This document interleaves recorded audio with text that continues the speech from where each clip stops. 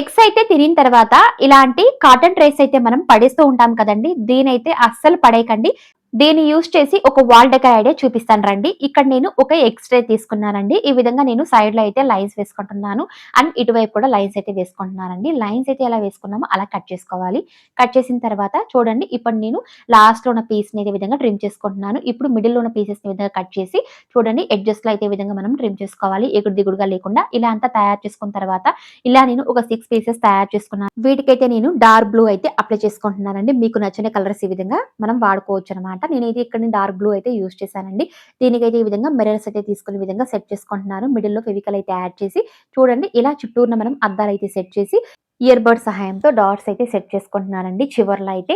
And ఈ అద్దాలకు కూడా ఈ విధంగా మనం లైన్స్ అయితే వేసుకోవాలన్నమాట. పైన కూడా నేను లైన్స్ అయితే వేసుకుంటున్నానండి. చుట్టూన చాలా కలర్‌ఫుల్‌గా ఉంటుంది. ఇలాగే టోటల్‌గా అన్నీ మనం కలర్ అయితే అప్లై చేసి కొద్దిసేపు ఆరించుకున్న తర్వాత ఇక్కడ నేను ఒక డార్క్ బ్లూ సిల్క్ థ్రెడ్ తీసుకున్నాను. దీనైతే నేను కొన్ని వరుసలు తీసుకుంటున్నానండి. తీసుకున్న తర్వాత చూడండి ఒక పెద్ద సూది తీసుకొని ఈ విధంగా నేను సెట్ చేసుకుంటున్నాను దారానికైతే.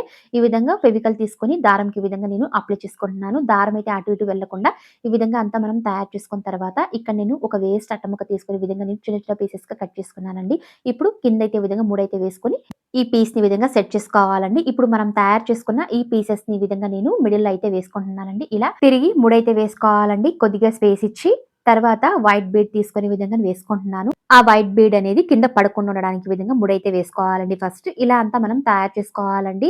ఇలాగ నేను ఒక్కదాంతో 3 పీసెస్‌ని ఈ విధంగా తయారు చేసుకొని తీసుకుంటున్నాను. సేమ్ ఇలాగే రిపీట్ అండి. ముడైతే వేసుకోవాలి. ఆ పీస్‌ని ఎక్కించి కలర్ అప్లై చేసుకున్న వాటిని ఈ విధంగా మనం వేసుకోవాలండి. ఇలా 2 పీసెస్‌గా మనం తయారు చేసుకోవాలండి. ఒక పీస్‌కి 3 పీసెస్ ఈ విధంగా వేసి అంత ఈ విధంగా తయారు చేసుకున్న తర్వాత ఇక మనం వాల్ డెకర్ చేసుకోవడమే అండి.